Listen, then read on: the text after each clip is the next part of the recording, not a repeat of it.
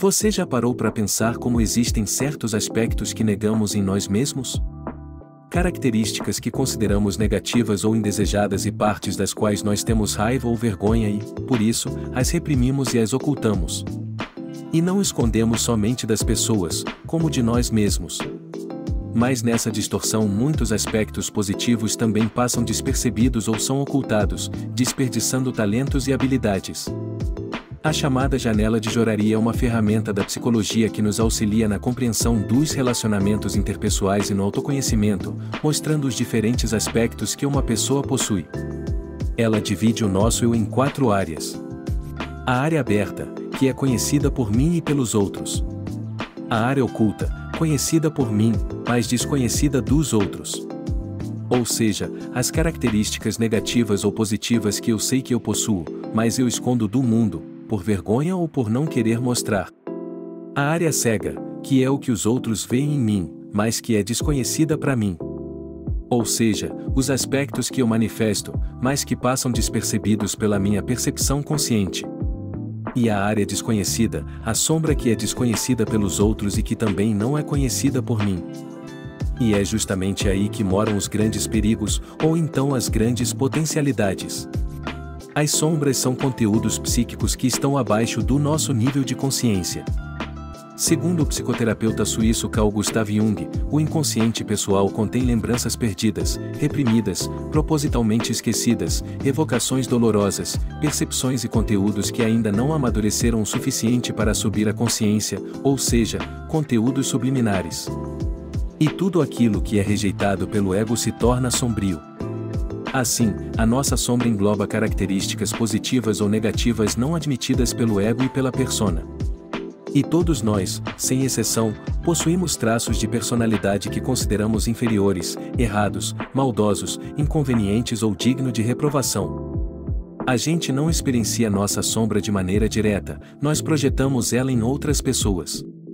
E então nós acabamos por reprimir nos outros aquilo que nós não aceitamos em nós mesmos.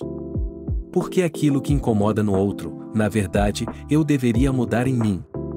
Uma pessoa que reconhece as próprias imperfeições tem ao menos a oportunidade de corrigi-las. Como é que alguém que é perfeito pode se tornar melhor? E a sombra por si só não significa algo negativo ou ruim. As sombras são apenas aspectos da nossa psique que necessitam de atenção e vazão.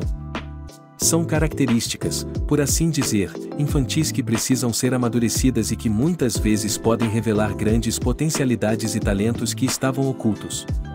Reconhecer as nossas sombras é um processo doloroso. Ninguém gosta de assumir as próprias incoerências e limitações que estão escondidas por trás de nossas hipocrisias e disfarces. Mas as dores que nós não vivemos de maneira consciente certamente virão até nós de maneira inconsciente. Para a psicologia analítica, há 5 maneiras para lidar com as sombras. A primeira delas, e a mais comum que todos nós fazemos, é a projeção da sombra em outras pessoas. A culpa é do outro, o outro é malvado, o outro é ruim, eu sou bom, eu não tenho nenhuma dessas características negativas. A segunda maneira de a gente lidar com as sombras é quando o ego assume os seus conteúdos negativos como sendo sua única parte, e acaba adotando essas características sem nenhum tipo de crítica ou tentativa de se melhorar. A terceira maneira é quando o ego não tem uma coordenação mínima sobre o jogo de tensão que acontece entre a sombra e os outros complexos, alternando diferentes personalidades. É quando alguém de uma hora para outra se torna outra pessoa, porque é outro complexo que está tomando conta. A quarta maneira seria a diferenciação da sombra, a gente enxergar e então se colocar como sendo totalmente oposto dos nossos conteúdos negativos. Mas isso também não vai anular a existência da sombra. E a quinta e última maneira, a maneira ideal de lidar com a sombra, é reconhecer criticamente a nossa sombra, olhar suas características com lucidez e com amor. Ser capaz de integrar essa parte, entendendo que ela faz parte de nós, e que não adianta reprimir, que precisa ser compreendida e precisa de vazão. Ou seja, seria a completa aceitação dos conteúdos sombrios.